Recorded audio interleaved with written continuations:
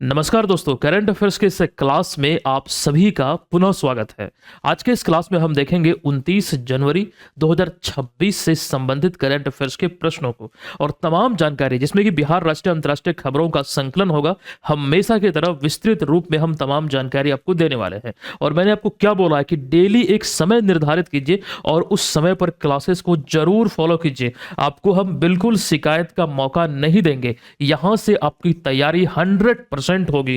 Current affairs को लेकर जो आपका सर दर्द है वो दर्द हम दूर कर देंगे। बस रेगुलर क्लास को फॉलो कीजिए। ये पिछले क्लास में हमने आपको प्रश्न पूछा था कि 77वें गणतंत्र दिवस पर कर्तव्य पथ, जिसे कि पहले राजपथ कहा जाता था, यहां पर निकाली गई खास करके परेड में आपको ध्यान रखना कि बिहार के कितने पंचायत जनप्रतिनिधियों को विशिष्ट अतिथि के रूप में आमंत्रित किया गया था।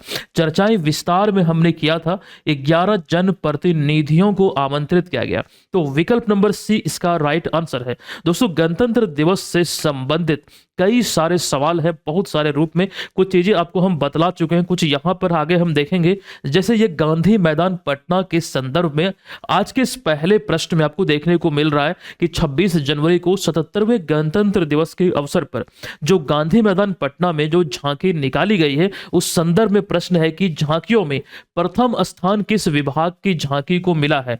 मतलब यहां पर विभाग का नाम पूछा गया है। तो राइट जो आंसर है वो है विकल्प नंबर ए, परिवहन विभाग की झांकी को पहला स्थान मिला। कृषि विभाग की झांकी को दोस्तों दूसरा स्थान मिला है और वहीं पर ऊर्जा विभाग की बात करें तो इसे तीसरा स्थान मिला है। तो इस तरह से चीजें आप ध्यान रखिएगा। इसको लेकर चर्चाएं डिटेल में आप अभी हम देखेंगे, मतलब करेंगे। आप लोग इसको ध्यान से देखिए। जो झांकी निकाली गई है कुल मिला के 12 विभागों की, देखिए विभिन्न विभागों की कुल 12 भव्य झांकी यहां पर निकाली गई 77वें गणतंत्र दिवस के अवसर पर, जो पटना में ऐतिहासिक गांधी मैदान है वहां। और इन झांकियों में राज्य के विकास, सांस्कृतिक धरोहर, लोक कला और विभिन्न विभागों की उपलब्धियों को दर्शाया गया। जो 12 झांकी थी, इसके अतिरिक्त परेड में सेना की 21 टुकड़ियां भी शामिल थी। ये भी इंपॉर्टेंट हो जाती है, ध्यान रखिएगा। अब इन 12 झांकी में जो शीर्ष 3 झांकी रहा वो प्रथम स्थान पर परिवहन विभाग की झांकी, जो कि पिंक बस यानी कि गुलाबी बस थीम पर आधारित था। अभी हम आपको दिखलाएंगे वो सारी चीजें। और दूसरा स्थान मिला कृषि विभाग की झांकी को, तीसरा ऊर्जा विभाग। और ये चीजें आप लोग ध्यान रखिएगा, प्रश्न में भी हमने यहां पर वही सारी चीजें आपके बीच रखा था। देखिए, पिंक बस पहल जो है अभी हाल ही में बिहार सरकार ने शुरू किया है और ये पहली बार परिवहन विभाग की तरफ से ये मतलब झांकी में शामिल किया गया। पिंक बस पहल जो इनिशिएटिव है बिहार सरकार का, वो जो झांकी है मतलब आकर्षण का यहाँ पर केंद्र रहा, जिसे कि महिलाओं द्वारा संचालित किया जाता है। दोस्तों, ये कंप्यूटराइज तस्वीर है जो यहाँ पर आप मेरे पीछे देख रहे हैं और ये एक बड़ी पहल है पिंक बस सेवा जो महिलाओं के लिए शुरू हुई है। जैसे कि पिंक टॉयलेट होता था, उसी तर्ज पे आप इसको भी देख सकते हैं। अभी यहाँ पर ये कंप्लीट सूची देख रहे हैं जो गांधी मैदान पटना में झांकी निकाली गई है। अब दोस्तों, एक चीज यहाँ पर नोट करने वाली बात है, जैसे प्रथम 3 स्थान पर, तो ये 3 आपको याद रखना ही रखना है। और साथ ही साथ जैसे परिवहन विभाग की झांकी जो पहले स्थान पर रही, उसका थीम क्या था? तो नारी शक्ति राष्ट्र शक्ति। बेसिकली इसमें पिंक बस को दिखलाया गया लेकिन थीम तो यही था। उसी प्रकार से अन्य विभागों की थीम को लेकर जानकारी ध्यान रखिएगा। अच्छा, ये जो ऊर्जा विभाग की जो झांकी है वो कजरा सोलर परियोजना पर आधारित था, मतलब इस थीम पर। दोस्तों, ये जो सोलर प्रोजेक्ट है बिहार में एक सबसे बड़े प्रोजेक्ट में आप बोल सकते हैं। और ये किस जिले में है? तो बिहार के लखीसराय में। इसको लेकर कई बार हमने डिस्कस भी किया है, तो ये चीजें यहां पर आपको याद रखनी पड़ेंगी। अच्छा, इसके बाद हम अगर बात करें 2025 में, पिछले साल जो 79वां स्वतंत्रता दिवस यानी कि इंडिपेंडेंस डे जो हम लोग सेलिब्रेट किए, वहां पर गांधी मैदान पटना में जो झांकी निकाली गई 13 विभागों की, इसमें शिक्षा विभाग, गृह विभाग और कृषि विभाग की झांकी प्रथम 3 स्थान पर रहे थे। और इसको लेकर कंप्लीट सूची भी आप यहां पर देख सकते हैं, आप लोग ध्यान में इसको रख सकते हैं। और ये किस थीम पर आधारित था, बकायदा वो चीजें भी हमने अच्छे से यहां पर मेंशन किया है। अभी ऊर्जा विभाग की झांकी को लेकर जो हम बात कर रहे थे इस पर आधारित थी, लेकिन 2025 में जो झांकी निकाली गई थी ऊर्जा विभाग की स्वतंत्रता दिवस पर, ये आधारित था प्रति माह 125 यूनिट निःशुल्क बिजली, यानी कि इस थीम पर। और प्रथम 3 स्थान पर तो ये है, आप ध्यान रखेंगे। अच्छा, यहाँ पर जो तस्वीर में देख रहे हैं ये उर्सुला वॉन डेर लेयन और एंटोनियो कोस्टा है, जो इस समय भारत में जो गणतंत्र दिवस सेलिब्रेट हुआ मुख्य अतिथि के रूप में ये आमंत्रित थे। ऐसे कंप्लीट सूची आप यहाँ पर तो देख ही रहे हैं, इसको आपको याद रखना ही रखना है। लेकिन दोस्तों यहाँ पर जो हम इनकी बात कर रहे हैं इसमें कुछ चीजें आपको समझना पड़ेगा। सबसे पहली बात यह है कि ये यूरोपीय आयोग के खास करके शीर्ष नेताओं को पहली बार, मतलब दोनों नेता जो हैं आमंत्रित हुए थे, मतलब यहाँ पर मुख्य अतिथि के रूप में। अब एक बात यह है कि इस दौरान एक बड़ा समझौता हुआ है व्यापार को लेकर, जिसे कि मदर ऑफ ऑल डील कहा गया है। पूरी दुनिया की नजर इस पर है, और वैसे तो अमेरिका इसे बड़ी गौर से देख रहा होगा, सारी चीजों को, जो सारे फोटोज, जो सारे वीडियोज खास करके मीडिया में मतलब वायरल हुए हैं। अब अमेरिका इसे इसलिए देख रहा होगा क्योंकि अमेरिका जिस प्रकार से भारत पर टैरिफ लगा रहा था, तो ये कहीं ना कहीं इस पर एक प्रकार से आप बोल सकते हैं कि मुंहतोड़ जवाब है। अब भारत व्यापार करेगा, मतलब अमेरिका के साथ तो होता रहेगा, लेकिन अब वो अन्य देशों की ओर बढ़ रहा। जैसे कुछ समय पहले ब्रिक्स को लेकर चर्चाएं चल रही थी कि ब्रिक्स देशों में मतलब तेजी से बढ़ाया जाए, लेकिन अब दोस्तों यूरोपियन कंट्रीज में ये आपको देखने को मिलेगा। मतलब व्यापार मतलब बड़ी तेजी से होगा, पहले भी हो रही थी लेकिन अब वो तेजी से और होगा। एक कहावत यहां पर बिल्कुल सटीक बैठती है अमेरिका के लिए भारत की तरफ से, तू नहीं कोई और सही, और नहीं कोई और सही। तो अब यहाँ पर जो ये टैरिफ वार खेला जा रहा था एक प्रकार से चाइना अमेरिका, तो ये चीजें भी आपको यहाँ पर ध्यान रखना पड़ेगा। और इसको लेकर एक बीपीएससी मेंस का बहुत ही शानदार प्रश्न बन सकता है, वो हम आपको मेंस वाले कोर्स में जो एप्लीकेशन पे चल रही है वहां पर आपको करवाएंगे। यूपीएससी बीपीएससी या फिर अन्य किसी भी स्टेट पीसीएस एग्जाम की प्रिपरेशन में है तो आप उसको वहां पर जाके दे सकते हैं, देख सकते हैं। अभी देखिएगा दूसरा प्रश्न है, ये बिहार सरकार से ही संबंधित है। दरअसल ये प्रश्न है क्या, बिहार सरकार द्वारा हालिया शुरू की गई न्यू एज इकोनॉमी यानी कि नए युग की अर्थव्यवस्था पहल का मुख्य उद्देश्य क्या है।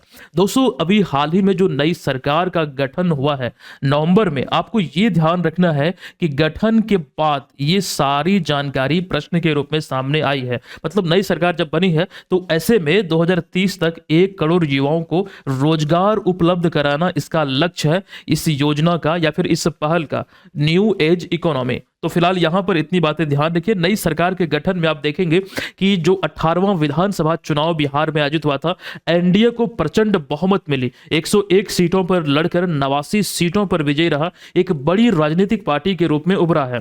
और परिणाम स्वरूप नीतीश कुमार नेता बने, मतलब मुख्यमंत्री के रूप में 10वीं बार शपथ लिए हैं। मतलब यहां पर आपको देखने को मिलता है कि नीतीश कुमार एक लंबे कार्यकाल की ओर बढ़ रहे हैं। अच्छा, वो हमारा टॉपिक नहीं है, फिलहाल अगले प्रश्न पे आते हैं।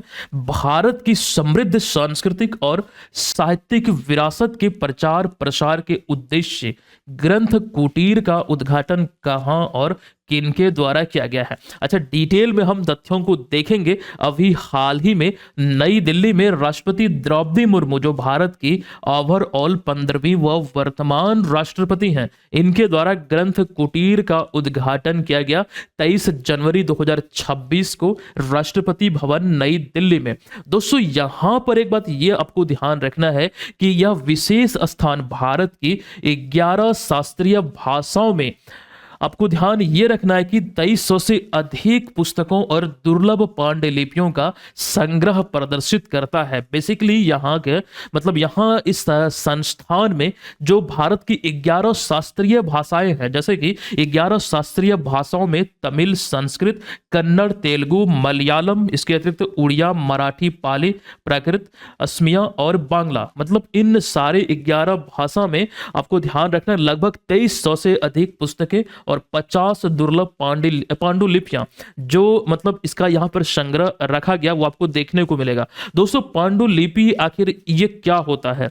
वृक्ष के पत्तों और वृक्ष के छालों पर लिखा जाता था। एक ऐसी रचना होती थी जो हाथों से लिखी हुई होती थी, बेसिकली वृक्ष के छालों आदि पर, उसे पांडुलिपि कहा जाता है। और ये जो पहल है ये भारत में, ये ज्ञान भारतम मिशन के तहत भारत की पांडुलिपि विरासत, एक खास करके ज्ञान की परंपरा इसमें आपको देखने को मिलेगा। बहुत सारी नॉलेज वाली चीजें पांडुलिपियों में मतलब देखने को मिलती है। इसी को एक प्रकार से डिजिटलीकरण करने को लेकर ये एक पल है, उस दिशा में आपको ये चीजें आपको ध्यान रखना पड़ेगा। दोस्तों एक चीज और, इसका जो निर्माण हुआ है ये इंदिरा गांधी राष्ट्रीय कला केंद्र दिल्ली और अन्य मंत्रालयों के सहयोग से हुआ है, जिसका उद्घाटन अभी 23 जनवरी 2026 को हुआ। अभी कुछ चीजें और हम आपको बतलाएंगे, क्योंकि पांडुलिपियों की बात हो रही है तो यहां पर अच्छा उससे पहले ये देख लीजिए कि भारत में जो 11 शास्त्रीय भाषाएं हैं जिसको लेकर अभी यहां पर हम जानकारी आपको दे रहे थे, लेकिन यहां पर इस स्लाइड में आप ये भी देख सकते हैं कि दर्जा कब मिला है। यहाँ पर जो शास्त्रीय भाषा की बात कर रहे हैं, प्रथम तो तमिल है जो कि 2004 में शामिल हुआ, और फिर उसके बाद 2024 में 5 आपको देखने को मिलेगा जो कि मराठा, पाली, प्राकृत, असमिया और बांग्ला या फिर बंगाली। इसमें बिहार की कोई भी भाषा आपको देखने को नहीं मिलेगा। ऑफिशियली अगर देखेंगे तो ऐसा कोई नहीं है, तो ये चीजें जरूर आप याद रखिएगा। अभी आप इस स्लाइड में देख रहे हैं, हम आपको पांडुलिपियों को लेकर जानकारी देंगे। दोस्तों तमिल चिकित्सा पांडुलिपि संग्रह मतलब ये एक प्रकार का दस्तावेज है, 1997 में यूनेस्को की मेमोरी ऑफ वर्ल्ड रजिस्टर में शामिल हुआ था। ये चीजें अभी इसलिए भी हम आपको बतला रहे हैं क्योंकि पांडुलिपियों की चर्चा हुई, तो ये जरूर ध्यान रखिए। लेकिन इसके पीछे एक और रीजन है कि पिछले ही साल इसमें एक और शामिल हुआ, एक नहीं बल्कि 2 शामिल हुआ। आप यहां पर इस सूची में देख सकते हैं, श्रीमद् भगवद गीता और भरत मुनि की नाट्य शास्त्र, उसी को लेकर जानकारी यहां पर आपके बीच है कि श्रीमद् भगवद गीता और भरत मुनि के नाट्य शास्त्र को यूनेस्को के मेमोरी ऑफ वर्ल्ड रजिस्टर में 2025 में शामिल किया गया। आप लोग यहां पर कहीं मेंशन कर लीजिए, ये 2025 की हम बात कर रहे हैं। हालांकि इस सूची में अभी तक भारतीय दस्तावेजों की जो संख्या है वो 14 हो चुकी है बढ़कर। अच्छा वो चीजें आप यहां पर इस सूची में देख लीजिए, पहले 12 था, 2025 में 2 जुड़ा और दोनों आप यहां पर देख रहे हैं। कितनी सुनियोजित वे में ये जानकारी आपको देखने को मिल रही है। तमाम चीजों को दोस्तों ध्यान रखिएगा। पहला कौन सा था? 1997 में तमिल चिकित्सा पांडुलिपि संग्रह। क्लियर है? चले आइए अगले प्रश्न पे। लेकिन उससे पहले दोस्तों ये जरूर ध्यान रखिएगा, पुनः हम आपको बतला दें कि तमाम जो हमारे स्टडी मटेरियल होते हैं, जैसा अभी आपने जो तमाम चीजें स्क्रीन पर देखा, वो सभी चीजें डेली बेसिस पर आप प्रत्येक सुबह को प्राप्त कर सकते हैं। बस आपको बीएम ऑनलाइन लर्निंग ऐप को डाउनलोड करना है, वहां पर ही आपको मिल जाएगी। अभी एक शानदार पीडीएफ वार्षिकांक संस्करण ये वाला लॉन्च हुआ था, ये कि ईबुक है, आप इसको प्रिंट कर सकते हैं। ये बहुत ही शानदार है, कुछ भी इसमें सुधार करने की जरूरत नहीं है। हमने हर चीज को इसमें अपडेट किया है, क्योंकि ये पिछले 1 साल का संग्रह है। तो साल दिसंबर जैसे एंड हुआ, हमने इसको क्रॉस चेक किया और तमाम चीजों को ठीक कर दिया है। आंख बंद के इसको पढ़िए, जरूर यहां से सवाल बनेंगे। पूरे साल का यह संग्रह है, तो वो तमाम चीजें आपको एप्लीकेशन पे ही मिल जाएगी।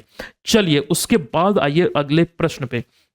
देखिए, भारत की पहली इंटीग्रेटेड यानी कि एकीकृत प्राइवेट सैटेलाइट मैन्युफैक्चरिंग यूनिट के संबंध में निम्नलिखित कथनों पर विचार कीजिए।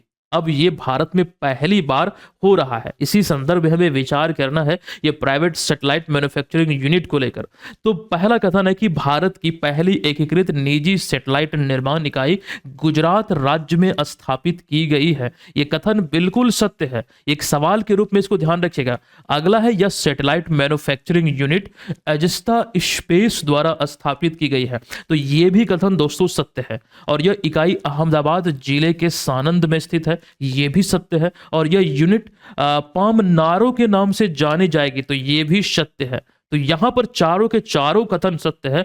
तो अब यहां पर प्रश्न में देखिए क्या पूछा जा रहा है, कौन सा कथन यहां पर सही है? तो विकल्प नंबर डी, यानी कि सभी कथन यहां पर आपको सही देखने को मिलता है। क्लियर है?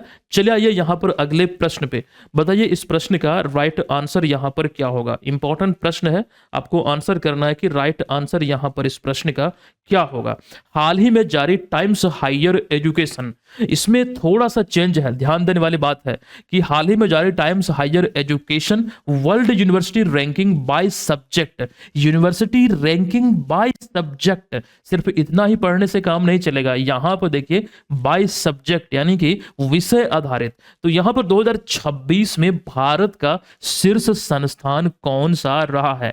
देखिए इसमें कई सारी कैटेगरी है, उसको लेकर अभी हम चर्चाएं करेंगे, लेकिन ओवरऑल इसमें भारत का शीर्ष संस्थान ये रहा भारतीय विज्ञान संस्थान बेंगलुरु यानी कि IISc, इसमें टॉप पर रहा है भारत में अगर हम देखें तो, वैश्विक स्तर पर नहीं। अब दोस्तों इसी को लेकर डिटेल में जानकारी यहां पर है कि टाइम्स हायर एजुकेशन ने अपने world University ranking by subject 2026 यानी कि विषय रैंकिंग जारी की है। इसमें आपको ध्यान रखना है दुनिया भर के यूनिवर्सिटी यानी कि विश्वविद्यालयों का मूल्यांकन 11 अलग अलग विषयों जिसमें कि इंजीनियरिंग, कानून, कंप्यूटर विज्ञान आदि में किया गया। अब यहां पर भारत को लेकर यह ध्यान रखिए कि भारतीय विज्ञान संस्थान बेंगलुरु इस सूची में भारत का शीर्ष स्थान बना है। दोस्तों कंप्यूटर साइंस यानी कि कंप्यूटर विज्ञान विषय में IISc बेंगलुरु ने वैश्विक स्तर पर 99.7 स्कोर के साथ 96वां स्थान प्राप्त किया है, जो इस प्रतिष्ठित सूची में जगह पाने वाला भारत का एकमात्र संस्थान है।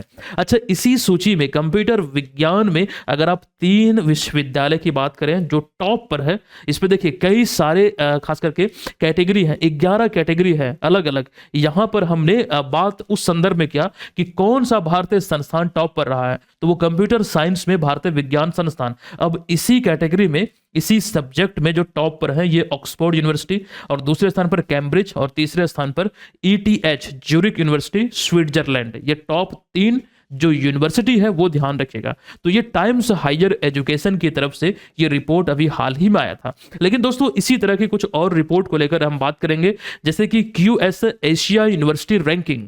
QS का पूरा नाम होता है क्वाक्वेरली साइमंड्स, इसके द्वारा ये जारी होता है। और दोस्तों यहां पर ध्यान रखिएगा एशिया में शीर्ष विश्वविद्यालय में जो टॉप 3 पर है ये हांगकांग विश्वविद्यालय, पेकिंग विश्वविद्यालय और नेशनल यूनिवर्सिटी ऑफ सिंगापुर तथा नाइनांग टेक्नोलॉजिकल यूनिवर्सिटी सिंगापुर, ये संयुक्त रूप से तीसरे स्थान पर है।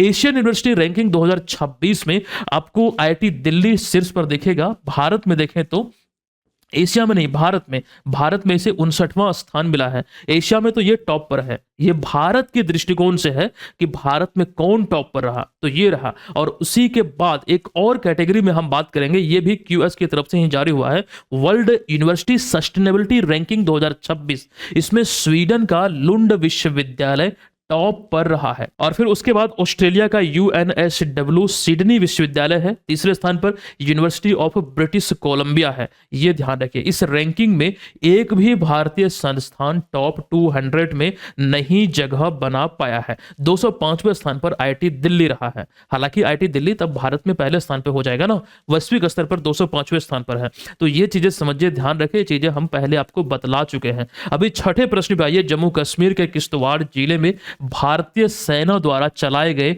ऑपरेशन त्रासी 1 का मुख्य उद्देश्य क्या है? ये एक पहल है और ऐसे में मतलब एक ऑपरेशन है, इसका उद्देश्य क्या है? तो विकल्प नंबर बी यानी कि पाकिस्तान स्थित जैसे मोहम्मद से जुड़े विदेशी आतंकवादियों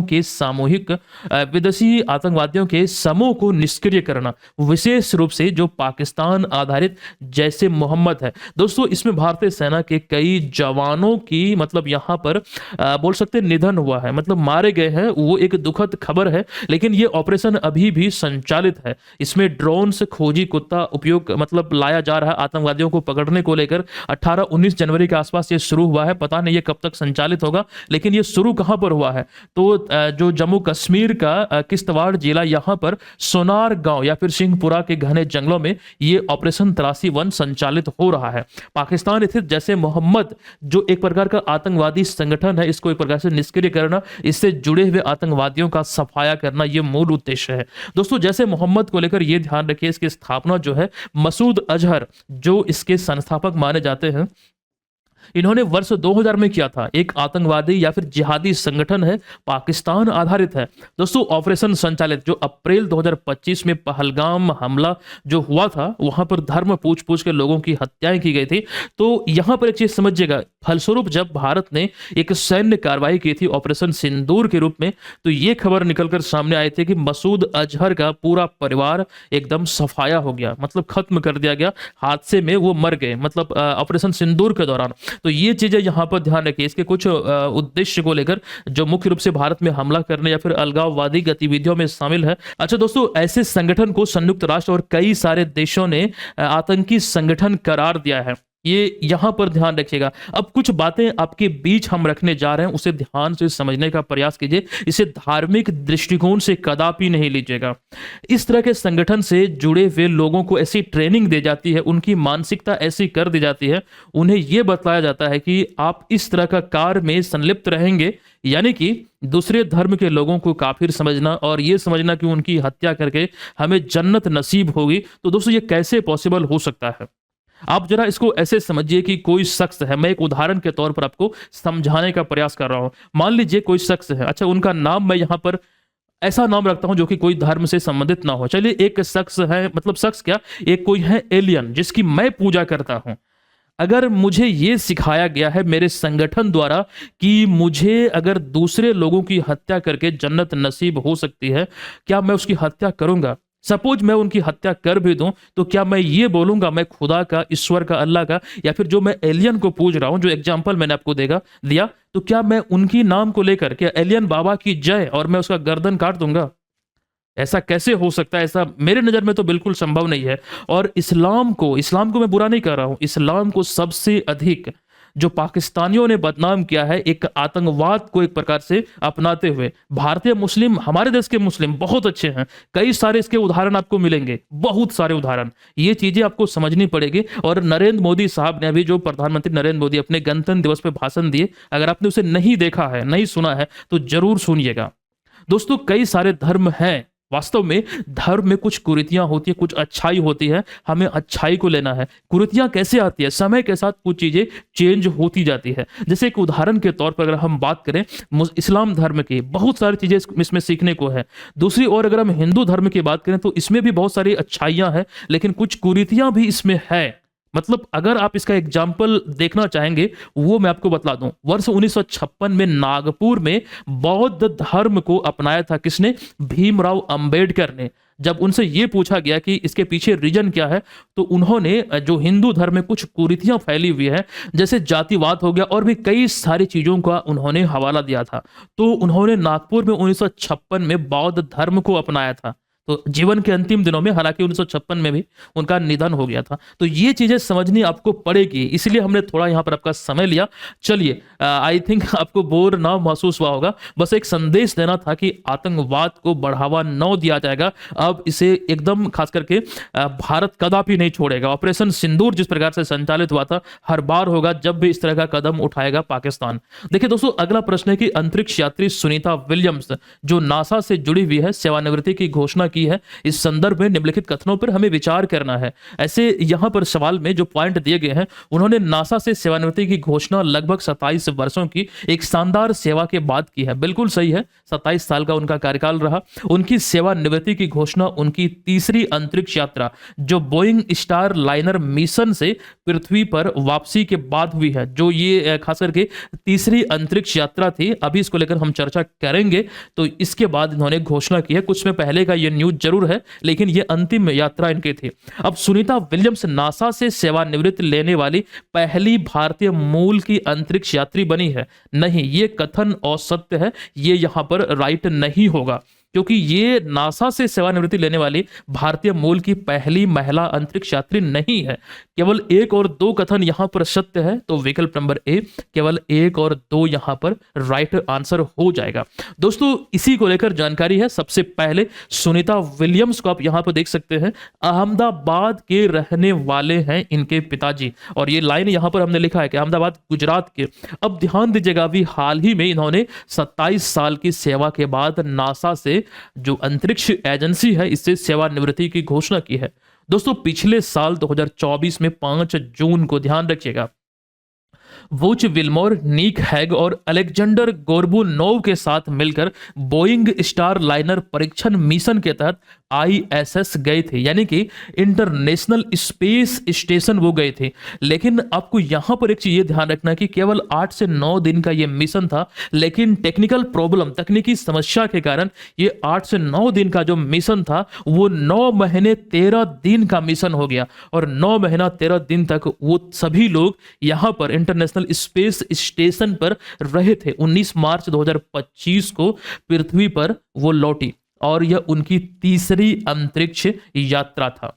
ठीक है, ये यहां पर आप ध्यान रखेंगे। अब एक चीज और, भारत भी, एक सेकंड ये समझिएगा, जो इंटरनेशनल स्पेस स्टेशन है ये कई सारे देशों का संयुक्त एक प्रकार से खास करके मिशन या फिर जो स्टेशन है वो बोल सकते हैं संयुक्त स्टेशन। भारत सरकार ने 2030 तक, आई थिंक 30 या 35, हमने पढ़ाया है, एक बार कमेंट करके आप लोग बताइएगा, अंतरिक्ष स्टेशन स्थापित करने की बात कही है। अभी पूरे विश्व में केवल इकलौता देश है चाइना जिसके पास अपना खुद का अंतरिक्ष स्टेशन है, तियांगोंग अंतरिक्ष स्टेशन। भारत ने BAS नाम से, यानी कि BAS अभी जो मीडिया में है भारतीय अंतरिक्ष स्टेशन, ये शॉर्ट में होगा भारतीय अंतरिक्ष स्टेशन, इस नाम से स्टेशन स्थापित करने को लेकर बात कही है। ये ध्यान रखिएगा, हमने आपको पढ़ाया हुआ है। अब सुनीता विलियम्स की बात हो रही है तो केरला साहित्य महोत्सव में इन्हें गेस्ट ऑफ ऑनर के रूप में आमंत्रित किया गया था। यहां पर आप वो चीज आप देखेंगे कि नासा अंतरिक्ष यात्री सुनीता विलियम्स को गेस्ट ऑफ ऑनर के रूप में, यानी कि अतिथि सम्मान के रूप में आमंत्रित किया गया। वहीं पर जर्मनी को इस महोत्सव में अतिथि देश के रूप में आमंत्रित किया गया। 22 से 25 जनवरी 2026 तक कोझिकोड केरल में ये यहां पर आयोजित हुआ। दोस्तों कोझिकोड वही है जगह केरल में जहां पर भारत में पहली बार महिला थाना स्थापित हुआ था। उस समय डेट तो मुझे याद नहीं है, लेकिन उस समय भारत की प्रधानमंत्री इंदिरा गांधी थे। क्लियर है। अगला प्रश्न है, 23 जनवरी 2026 को नेताजी सुभाष चंद्र बोस की 129वीं जयंती के अवसर पर प्रधानमंत्री संग्रहालय द्वारा आयोजित विशेष प्रदर्शनी का शीर्षक क्या है? यहां पर इस प्रश्न का जो राइट आंसर है यह है विकल्प नंबर डी, यानी कि the patriots path life and legacy of Netaji Subhash Chandra Bose. 129वीं जयंती के अवसर पर अभी हाल ही में प्रधानमंत्री संग्रहालय द्वारा इस प्रदर्शनी का आयोजन हुआ। इस नाम से नेताजी सुभाष चंद्र बोस को आप भली भांति जानते हैं, परिचित हैं आप इनसे, और यही जो आयोजित हुआ है इस नाम से, the patriots path life and legacy of Subhash Chandra Bose. दोस्तों यहां से कुछ चीजें हम आपको बतलाने जा रहे हैं जो इंपॉर्टेंट है, ध्यान दीजिएगा। भारत सरकार ने वर्ष 2021 में नेताजी सुभाष चंद्र बोस की 125वीं जयंती जो मनाई गई थी, इस अवसर पर इस दिन को, मतलब यहां पर आपको ध्यान रखना है, पराक्रम दिवस के रूप में मनाने की घोषणा किया था। कब? तो 23 जनवरी को। इनका जन्म कब हुआ था? 23 जनवरी 1897 को उड़ीसा में एक जगह है कटक, यहीं पर इनका जन्म हुआ था। अब प्रधानमंत्री संग्रहालय के बारे में अगर आप जानना चाहते हैं, एक्चुअली जो आयोजन हुआ प्रदर्शनी का प्रधानमंत्री संग्रहालय द्वारा ही किया गया। प्रधानमंत्री संग्रहालय के बारे में जानकारी है, इसकी स्थापना अप्रैल 2022 में हुई थी, उद्घाटन नरेंद्र मोदी द्वारा किया गया था। ये भारत में अब तक जो 15 प्रधानमंत्री हुए हैं उनके बारे में, सभी प्रधानमंत्रियों के योगदान को, मतलब जो समर्पित जो चीजें हैं उसको यहां पर संजोया गया है। दोस्तों इस स्लाइड में आप देख रहे हैं सुभाष चंद्र बोस से संबंधित वैसे तथ्यों को, वैसे प्रश्नों को जो विभिन्न एग्जाम में पूछे गए हैं। कई सारे सवाल और पूछे जाने की यहां से संभावना भी प्रतीत होती है, तो इसको एक नजर आप देख सकते हैं। फिलहाल मैं इसे स्किप करता हूं, चलता हूं अगले प्रश्न पे। लेकिन उससे पूर्व आप अगर 72वीं बीपीएससी एग्जाम की प्रिपरेशन में हैं तो इसको जरूर ले लीजिएगा। इसमें आपको तमाम चीजें तो आपको मिलेंगी, टेस्ट सीरीज आदि से भी इंक्लूडेड है। इसमें करंट अफेयर्स का विजेता बैच जो अलग से संचालित होता है वो भी एडिशनल आपको मिल जाएगा, एक नॉमिनल सा चार्ज पर उपलब्ध है, आप इसको ले सकते हैं। चलिए दोस्तों अगला प्रश्न है कि जनवरी 2025 में भारत की पहली पूरी तरह से पेपरलेस जिला अदालत का उद्घाटन कहां किया गया, जिसका उद्घाटन वर्तमान व 53वें मुख्य न्यायाधीश जस्टिस सूर्यकांत के द्वारा किया गया। दोस्तों केरला में इसका शुरुआत हुआ अभी हाल ही में, पूरी तरह से पेपरलेस जिला अदालत केरल में जो वायनाड जिला है इसमें एक जगह है कलपेट्टा, यहीं पर। तो इसका राइट आंसर है विकल्प नंबर बी। क्लियर है इस प्रश्न में इतनी ही जानकारी। चलिए अगले प्रश्न पे। हाल ही में राष्ट्रीय अपराध रिकॉर्ड ब्यूरो यानी कि NCRB national crime record bureau द्वारा जारी इंटर ऑपरेबल क्रिमिनल जस्टिस यानी कि ICJS 2.0 की राष्ट्रीय रैंकिंग में किस राज्य की पुलिस ने 93.46 स्कोर के साथ, मतलब इतना परसेंट अंकों के साथ देश में प्रथम स्थान प्राप्त किया है? किस राज्य की पुलिस ने? तो दोस्तों इसमें राइट आंसर होगा, ये दूसरा संस्करण है, इसमें उत्तराखंड पुलिस ने शीर्ष स्थान हासिल किया है। और ये रैंकिंग आप यहां पर देख सकते हैं, ये राष्ट्रीय रैंकिंग है, NCRB की तरफ से आती है। उद्देश्य इसका पुलिस, न्यायालय, अभियोजन, जेल और फॉरेंसिक सिस्टम के बीच डिजिटल समन्वय को एक प्रकार से मजबूती प्रदान करना है। इसी का मतलब यहां पर ख्याल रखा जाता है। और इसमें आपको ध्यान रखना है कि उत्तराखंड पुलिस इतने स्कोर के साथ प्रथम स्थान यानी कि शीर्ष स्थान हासिल किया है।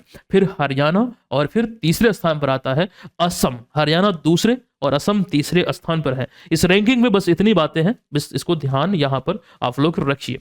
अगले प्रश्न पे आइए। भारतीय फुटबॉलर इलियास पासा, जिनका अभी हाल ही में निधन हुआ है। एक चीज यहां पर एक सवाल के रूप में आप इसको देख रहे हैं कि पूर्व भारतीय फुटबॉलर इलियास पासा के बारे में निम्नलिखित कथनों पर विचार करें। कथन एक है कि इलियास पासा डिफेंडर के रूप में खेलते थे।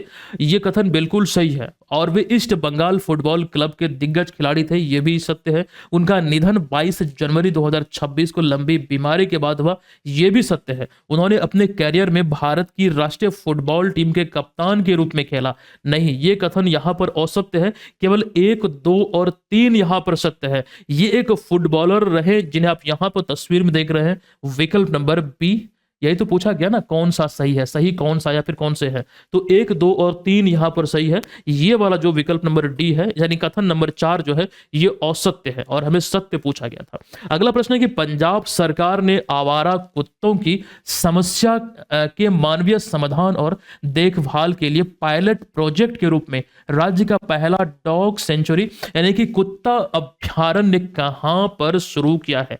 दोस्तों, इसकी शुरुआत अभी हाल ही में पंजाब सरकार ने लुधियाना में किया है। विकल्प नंबर सी इस प्रश्न का यहां पर राइट आंसर हो जाएगा। अब आज का सेशन ये समाप्त होता है। ये रहा आज के क्लास का प्रश्न, जिसका आंसर आप सभी को कमेंट बॉक्स में लिखना है और अच्छी तरीके से लिखना है। दोस्तों, एडीओ का टेस्ट सीरीज अभी तक आपने नहीं ज्वाइन किया है तो इसको आपको अभी ज्वाइन करना है। प्रिपरेशन का जो खास करके मूल्यांकन है वो बेहतरीन तरीके से आपका हो जाएगा। इससे अच्छा टेस्ट सीरीज आपको नहीं मिलेगा।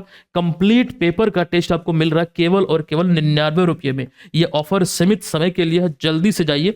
हजारों लोग इसको ज्वाइन किए हुए हैं। एप्लीकेशन पे 60,000 से 70,000 से अधिक लोग हैं। आप भी इसको ज्वाइन कीजिए और हजारों छात्रों के बीच अपनी तैयारी का मूल्यांकन कीजिए। दोस्तों, हम मिलते हैं आपसे नेक्स्ट क्लास में। ये क्लास आपको कैसा लगा जरूर बताइएगा। धन्यवाद। जय हिंद।